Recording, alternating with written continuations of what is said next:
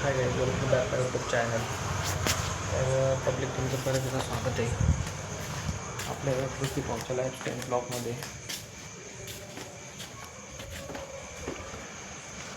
विषय काय झाला माहिती आहे का, सकाळी आपल्याला व्हिडिओ बनवायला टाईमच नाही भेटायला. टाईम नाही भेटत म्हणजे आठवणच नाही राहत. आज सकाळी पाऊस होता, ग्राउंडला गेलो नाही बरोबर.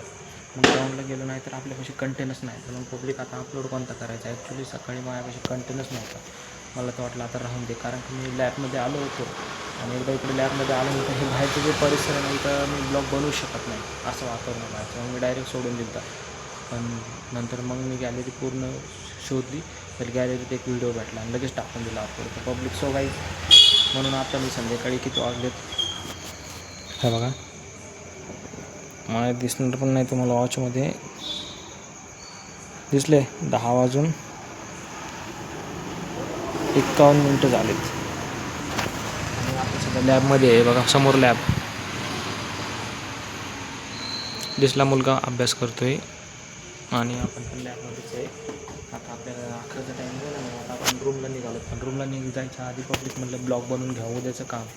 रोज माझा ब्लॉग 2-3 मिनटाचं काय गाईज, लय कष्ट लय बेकार चालू आहे यार गाईज, लय मेहनत चालू आहे. सबस्क्राईब करा. तुमचं पण प्रतिभाला खूप पुढे घेऊन जा यार गाईज. सध्या तर आता काही बोलू शकत नाही, कारण का फक्त 2-3 मिनटाचं माझं कंटेंट फक्त मला पाहिजे यार. माझा ब्लॉग आता उद्या मी का म्हणून आज बनवते माहिती आहे गाईज, कारण का उद्या मला टाईम भेटेल नाही भेटेल काहीच माहीत नाही ना आपल्याला. समजा असं उद्या जर पाऊस पडला तर उद्या परत ग्राउंडला नाही जाणार. पण ग्राउंडला नाही गेलं तर ब्लॉग बनवायचं कुठं. रूममध्ये आपण ब्लॉग बनवू शकत नाही, तिकडल्या बाहेरच्या वातावरणामध्ये कुठंच बनवू शकत नाही.